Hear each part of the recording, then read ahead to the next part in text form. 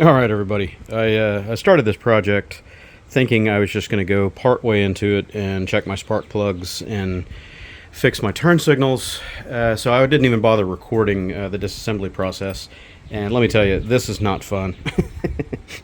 If you have the financial means to pay a shop to do it, it might be worth it when it comes valve maintenance time. I've never done it on this bike, but I have done it on the 500F a while back.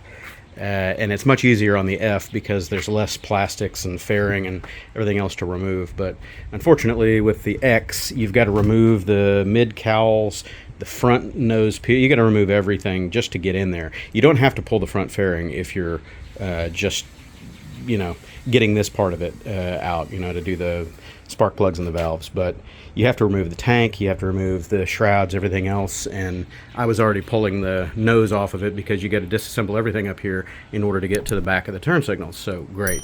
Fun? Not. Anywho, welcome to the fun. I'll do some spot recordings on the valve cover removal as I go along here. I've already pulled the plugs out and checked the plugs. They look beautiful at 22,000 miles. I've plugged up my holes here so I don't get debris and detritus in there as I'm opening things up. Whenever you get in here, you've got to remove this tray, which, good luck, that one took me probably 20 minutes just by itself because it's routed around. It's got cables going through it, under it, around it. It's sandwiched in here in such a way that it really is hard to get out. So anyway, I got that out of there. And then there's this bib. Where did it go? It blew down. Oh, here it is. Like my mess over here. This bib goes over the top of the motor. It goes over the front radiator mount, a couple of ears that hook into the radiator mount, around the radiator neck. I mean, you've got to disassemble all this stuff just to get this bib out of the way so you can work. There was another 5 minutes of screaming, hence why I didn't record most of it, because it's just a bunch of four-letter fun words. I'm not having a good Saturday. I was intending to be on the road for the eclipse, riding out to Arkansas, but the weather looks like crap. If I go, I'm going to have to take the Rebel, and I don't know if my back is up to that, but we'll see how it goes. I'm taking this off, and good luck getting to the front two. I don't know if you can see where my fingers are. Getting to the front two 10 millimeter little cap bolts that hold the valve cover in place because it's underneath the radiator hose and there's just no room to get in there and work. And yeah, this is fun. I have not been into this one. I paid the shop to do this at the 600 mile check, and what I'm looking at here looks like they never got in there. This is all factory sealed, so I don't think they did the 600 mile check. We're going to find out how far out it is. Okay, so I got the valve cover off after more screaming and cursing. I had to remove my throttle cables here from the mounting plate leading over to the throttle bodies. There wasn't enough room to maneuver the cover out from underneath those. I didn't have to do that on the 500F, so that's interesting. Anyway, I'm in here and I see something that's a little bit concerning. I've got some cam lobe wear right there. Let me see if I can hold the camera still. On the exhaust side cams, there is a scorer ring on both cams, and I noticed that on the roller below it, I don't think the light is going to cooperate with us here, but there's a corresponding wear mark on the roller. So that's interesting. I need to see how tight these things are. I haven't indexed the motor yet. I'm going to pull my inspection plug over on the right side and roll this thing over and get the timing marks lined up and see where we are. I guess if the valves are too tight, it could have been causing a little bit of problem, but I don't know. We'll find out. All right, everybody. I got the inspection cover off over here, and I'm trying to get some light in there for you. It's kind of hard to see. Much easier to just do this than to illustrate. But there's the timing mark. If I can get the camera to focus. Focus, damn you. Focus. Are you going to focus? Are you going to focus? There it goes. T and F. So T, if I can get the light just right, there we go. T, that's going to be top dead center. And you line that up with the little notch there in the right side cover, clutch cover essentially. And that's lined up right now on the exhaust stroke. So you can see exhaust, exhaust. So I'm going to check the exhaust clearances right now, see how that is, and then what we do is we rotate this guy clockwise another 180 degrees and get the intake side lined up, and I'll check the intake, see how it is. Hopefully it's not running overly tight on the exhaust side, because that's never good. Okay, referencing the shop manual, exhaust clearance is supposed to be 0.27 millimeter plus or minus 0.03 or 0.011 inch. So the Tusk gauges that I have, if I can get that to focus there, these are in metric, and they're very granular, so I'm able to get to 0.28, and the next one down was 0.25, and I can't get either one of those in there. So the exhaust side is definitely thin. It's a little bit too tight right now. I'm going to work down until I can get something in there and figure out what the current clearance is. But at any rate, I'm going to have to pull these out of there. I'm going to have to pull the rocker arms and reshim this guy. So here's the 0.28, trying to shove that guy in there. Now I'll note first that if I can get two hands in here at the same time, it's very tight. Can I wiggle my hand in there? The rockers are a little bit loose. I mean, they're not totally shut tight. I can't get my finger in there at that angle. When I stick the feeler gauge in there, they lift a tiny bit, so they're not totally flatted out, which would be horrible, but they are definitely tight. I can't get that in there, so I'm going to work downward in size until I can find something that fits and figure out where I'm at.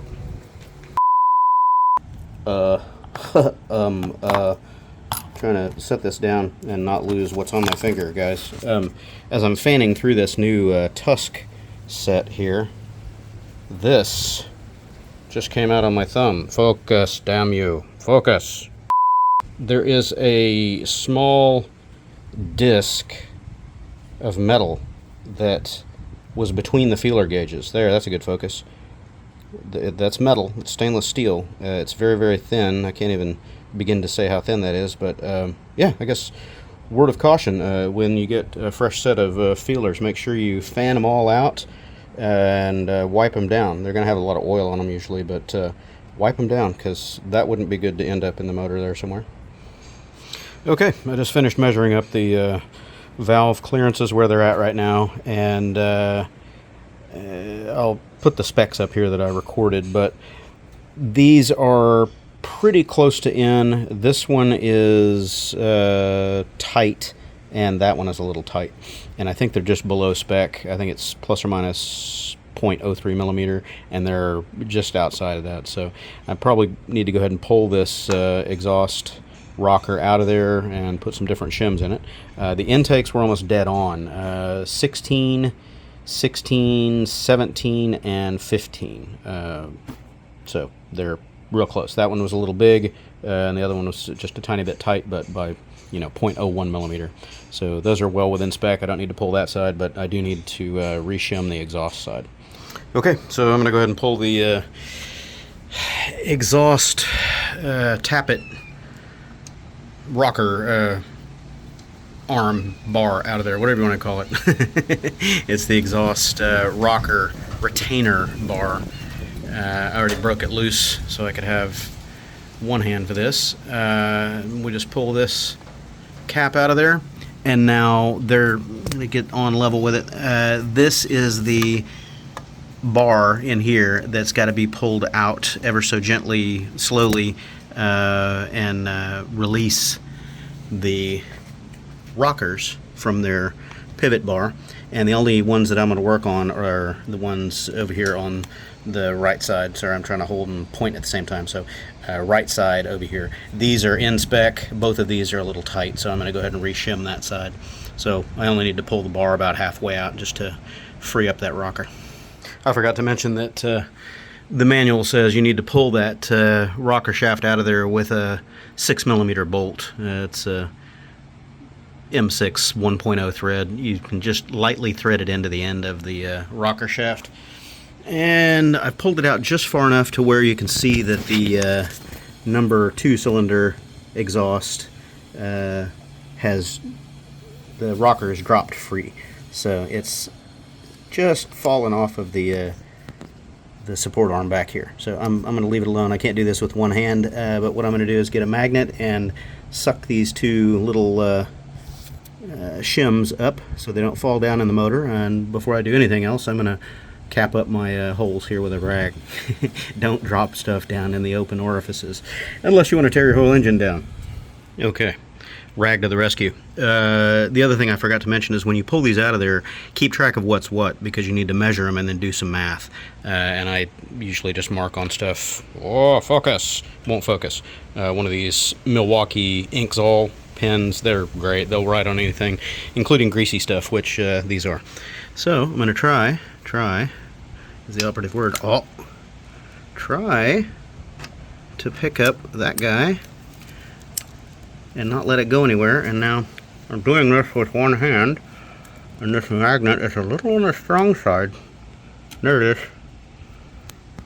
Shut the phone down. Okay, so